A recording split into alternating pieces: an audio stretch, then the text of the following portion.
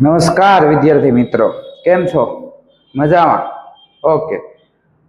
હવે આ તમારા ચેપ્ટરની લાસ્ટ પીપીટી છે. આ લાસ્ટ વિડિયો લેક્ચર છે આપણા ચેપ્ટરનો, અને એ એવો લેક્ચર છે મોસ્ટ આઈએમપી. મોસ્ટ આઈએમપી એટલે છે કે એમાં જે ક્વેશ્ચન છે એ કોઈને કોઈ વાર પૂછાયેલા છે એવા જ ક્વેશ્ચન છે.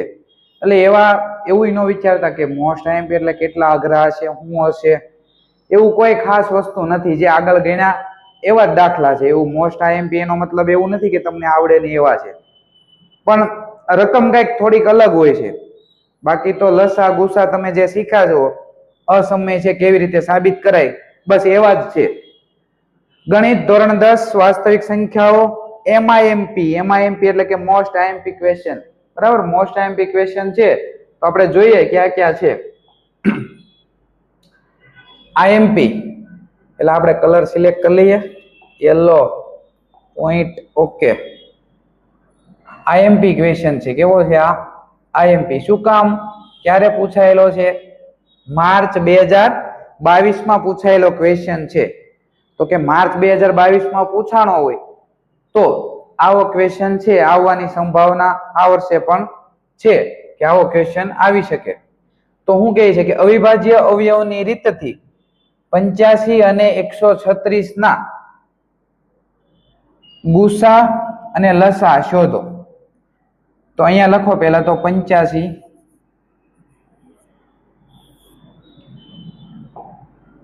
અને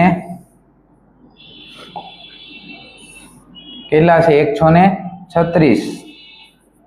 આ બે ના ગુસા અને લસા શોધવાના. તો પેલા અવિભાજ્ય અવયવ આપણે પાડવા પડે.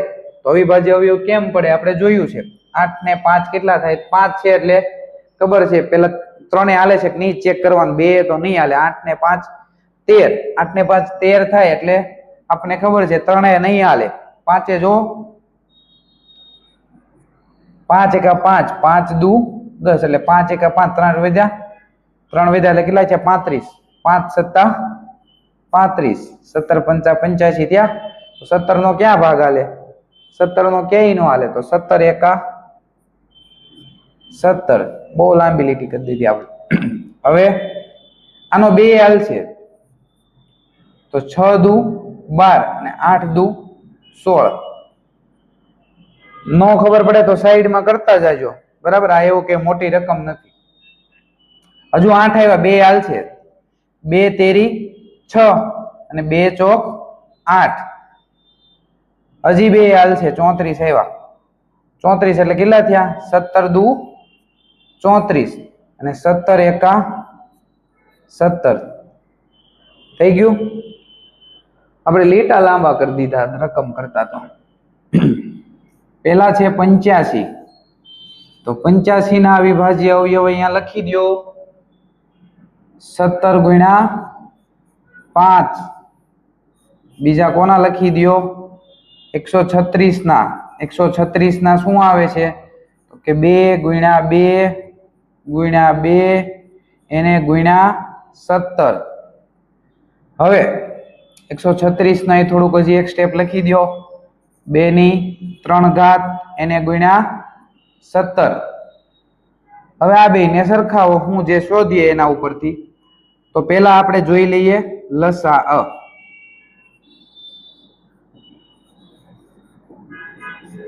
લસા એનો કેટલો આવે? લસાની આપણે વ્યાખ્યા જોઈ હતી કે બેયમાં મોટા મોટી જે ઘાત હોય એવા પદ લખતા જાવ. બેયમાં જેની મોટા મોટી ઘાત હોય. 5 તો આમાં ક્યાંય છે નહીં તો 5 લખી દો પેલા. 17 ની બે જગ્યાએ ઘાત કેટલી છે? એક જ છે. 17 લખી દો. બરાબર. 2 ની કેટલી ઘાત છે? તો 2 ની 3 ઘાત છે. 2 ની 3, 17 પંચા 85. 2 ની 3 ઘાત એટલે કેટલા થશે? 8. 8 પંચા ને 40. વધી પડી 4. 88 64 ને 4 68. એટલે આપણો લસા શું મળી ગયો? 68. સોરી 68 ને 680. હવે ત્યાર પછી આપણે ગુસા શોધવાનું કીધું. તો ગુસા જો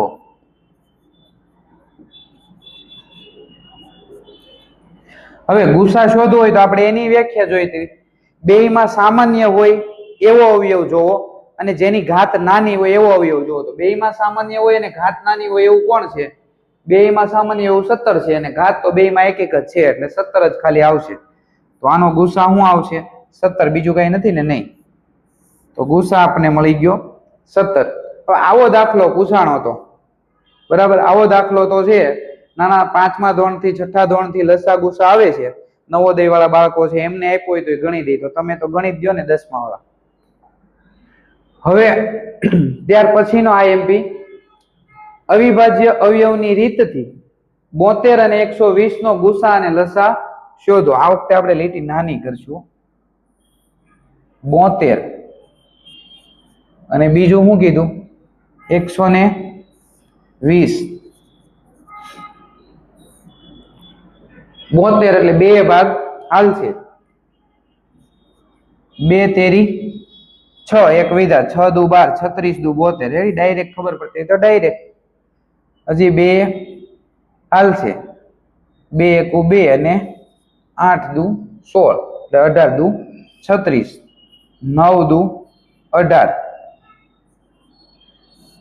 હવે 9 નો 2 હાલે? નો હાલે. 3 તેરી 9 અને 3 એકુ 3. આ વખતે પરફેક્ટ થયું. જો 120 છે એટલે 2 આપણે પેલા હાલશે. તો કે 60 દુ 120, 30 દુ 60, 15 દુ 30. કેટલા દુ 15? નહીં થાય. તો 5 તેરી 15 અને 5 એકુ 5 થઈ ગયું. હવે અહીંયા જ આપણે લખી દઈએ 72. તો 72 માં કેટલી વાર છે? 2 3 વાર. તો 2 ગુણ્યા 2 ગુણ્યા 2 એને ગુણ્યા 3 એને ગુણ્યા 3. તો અહીંયા 2 ની કેટલી ઘાત લખાય? 2 ની 3 ઘાત એને ગુણ્યા 3 ની 2 ઘાત. આ કોનું મળ્યું તમને? 72 ના અવિભાજ્ય અવયવ. હવે લખીએ 120 ના. તો 120 ના લખવો હોય તો 2 કેટલી વાર છે? 3 વાર.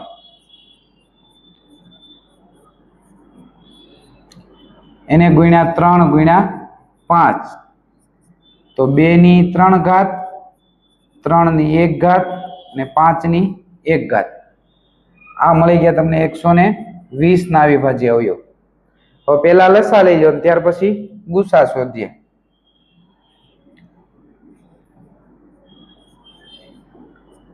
લસા.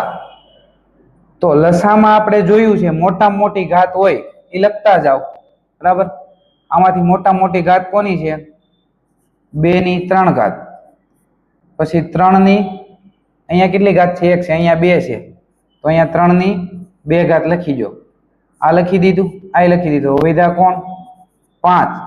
2 ની 3 ઘાત એટલે 8. 3 ની 2 ઘાત એટલે કે 3 નો વર્ગ એટલે કે 9 અને 5 ના 5. 8 પંચા 40, 9 ચોક 36, 360. તો આપણો લસા શું મળ્યો? 360. હવે ગુસા જોઈ લઈએ.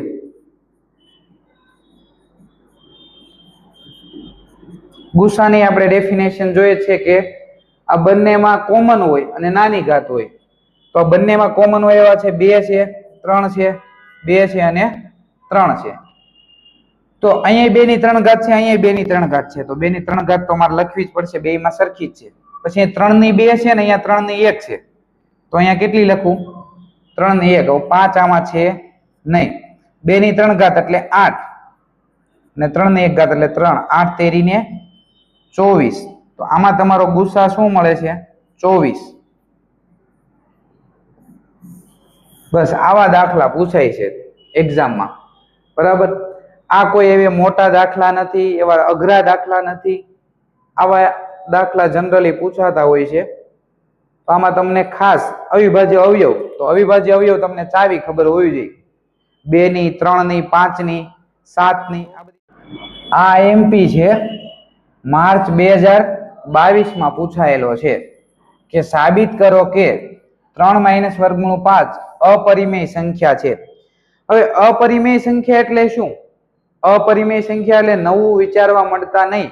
અપરિમેય સંખ્યાનો મતલબ થાય અસમય સંખ્યા। આમાં કઈ નવું નથી। અપરિમેય એટલે અસમય સંખ્યા। તો તમારે શું સાબિત કરવાનું છે કે 3 - વર્ગમૂળ 5 એ કેવી છે? અસમય સંખ્યા છે, એવું સાબિત કરવાનું છે। આવા દાખલા આપણે જોયા જ છે આગળ। કેવી રીતે સાબિત થાય? બે રીતે આપણે સાબિત કરતા હતા। એક તો વર્ગમૂળ 5 છે એ અસમય હોય તો એ રીતે થાય। કેવી રીતે? તો કે વર્ગમૂળ 5 છે અસમય છે તો અસમય સંખ્યા સાથેની કોઈ પણ આરેની બાદબાકી કે સરવાળો અસમય જ રહેવાનો છે। એક એ રીતે થાય અને એક આપણે આ રીતે કરતા હતા। એ રીતે જોઈએ કે આપણે ધારો કે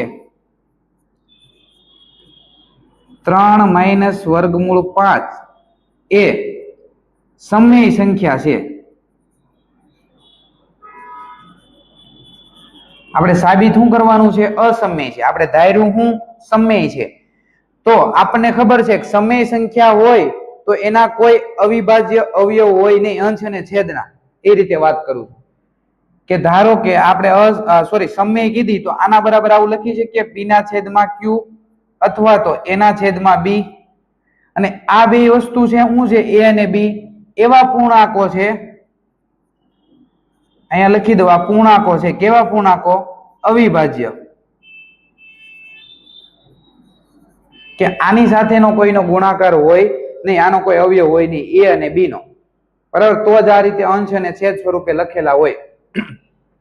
હવે આને આગળ સાદુરૂપ આપો, એને કરતા બનાવો તો b છે આ બાજુથી ઠેકડો મારીને અહીંયા આવશે તો આની સાથે ગુણાકારમાં, બરાબર? હવે તો અહીંયા b આવ્યો તો શું થયું? 3 - વર્ગમૂળ 5 બરાબર a। આનો અંદર ગુણાકાર કરો તો શું થાય? 3b - વર્ગમૂળ 5b બરાબર a। હવે આ જે છે એને આ બાજુ જવા દો। કઈ બાજુ? આ બાજુ, અથવા તો આ બાજુ રહેવા દો તો એનો કઈ વાંધો નથી। હવે આને આ બાજુ જવા દેવો હોય તો આ શું થાય? વર્ગમૂળ 5 - વર્ગમૂળ 5b ને 3 આ બાજુ આવવા દો તો શું થાય? a - 3b, આ પ્લસ હતા। હવે વર્ગમૂળ 5 માઇનસ છે એને આ બાજુ લઈ આવું તો b બરાબર a - 3b એના છેદમાં વર્ગમૂળ 5 આવું થયું। આવું મેં તમને આગળના વિડીયોમાં a અને b ની કિંમત મૂકીને સાબિત કરાવ્યું હતું કે a અને b ની કોઈ પૂર્ણાંક એવા અવિભાજ્ય અવયવ લઈ લો, 1 છે, 2 છે, 3 છે, 5 છે, a અને b ની જગ્યાએ ધારી લો અને કિંમત મૂકો તો અંશ અને છેદ સ્વરૂપ જ આવશે, ઓલા સ્વરૂપે આવશે નહીં। એક મિનિટ સોરી, અહીંયા 5 ને એમને લેવા દો, b ને લેવાનો છે તો વર્ગમૂળ 5 અહીંયા આવશે અને a - 3b એના છેદમાં b આવશે। વર્ગમૂળ 5 અહીંયા રહેશે। હવે a ને b ની કોઈ કિંમત લ્યો તમે તો શું મળશે તમને? કોઈ અંશ અને છેદ સ્વરૂપે મળશે, p ના છેદમાં q સ્વરૂપે। તો તમે જુઓ તો આ કેવી સંખ્યા થઈ? સમય। અને જ્યારે વર્ગમૂળ 5 કેવી સંખ્યા છે? અસમય। ઈ આપણે શેના આધારે કહી શકીએ? આગળ જે બે વિડીયો છે એના આધારે જોયું હતું કે આ જે સંખ્યા છે સમય સંખ્યા થઈને આ સંખ્યા અસમય, તો બરાબર અહીંયા વચ્ચે લખી શકાય નહીં। તો આપણે શું કહેતા હતા? આ સંખ્યા કેવી છે? અસમય, એવું સાબિત કરવાનું। આપણે ધાર્યું તો હું આ સંખ્યા કેવી છે? સમય સંખ્યા। તો આપણી ધારણા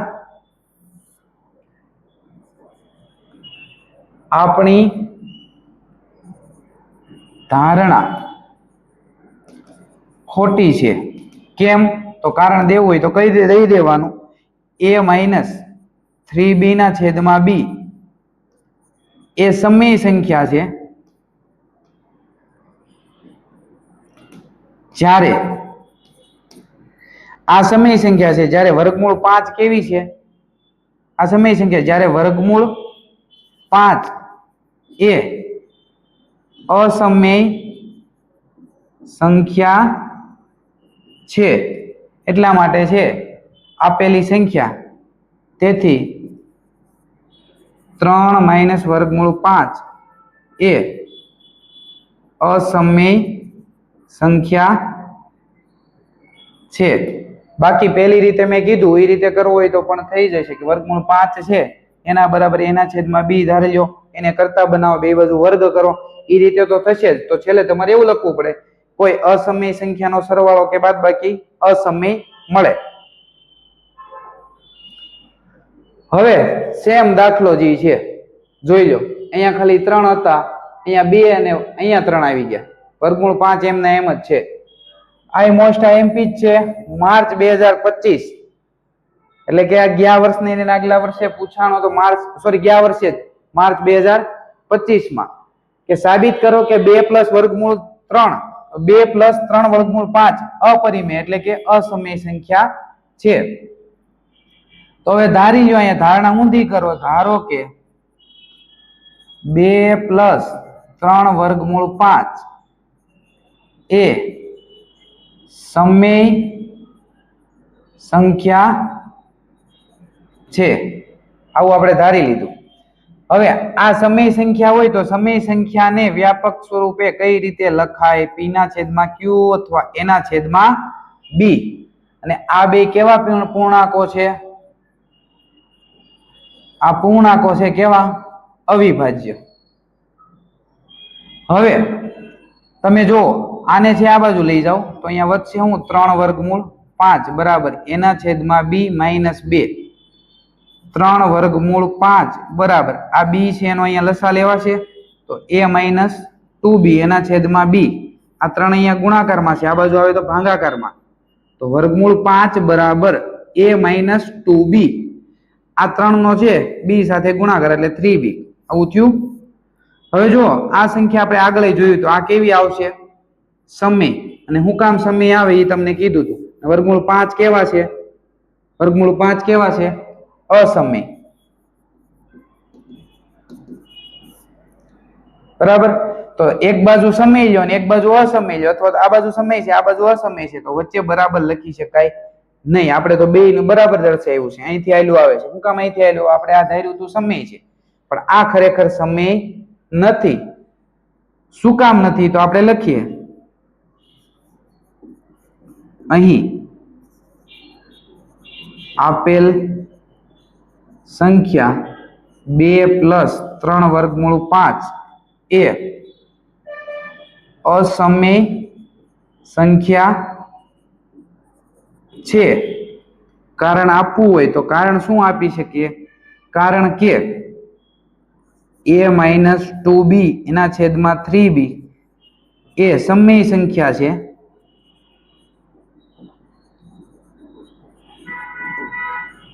વર્ગમૂળ 5 એ અસમય છે। તેથી આ આપેલી જે સંખ્યા છે 2 + 3 વર્ગમૂળ 5 એ કેવી સંખ્યા થાય? અસમય। અસમય સાબિત કરવું એટલે ઈઝીમાં ઈઝી છે। હવે તો એટલા વાર ગણાવ્યું તો એમને તમને યાદ રહી જાય પ્રેક્ટિસ વગર। ક્લિયર?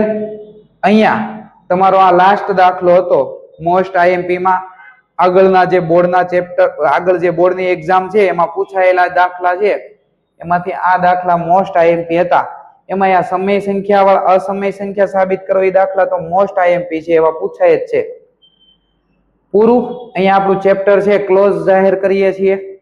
બીજું કે જો તમને આ ચેપ્ટર ગમ્યું હોય, આનો કોઈ ચાર્જ નથી, તો તમે આજુબાજુના જે કોઈ મિત્રો છે એમને શેર કરો, સબસ્ક્રાઇબ કરો અને કન્ટિન્યુ છે આની સાથે બન્યા રહેજો, એટલે આપણે આગળનું ચેપ્ટર છે જે નેક્સ્ટ ચાલુ કરશું એની સાથે આગળ જોઈશું કેમ થાય છે। Thank you.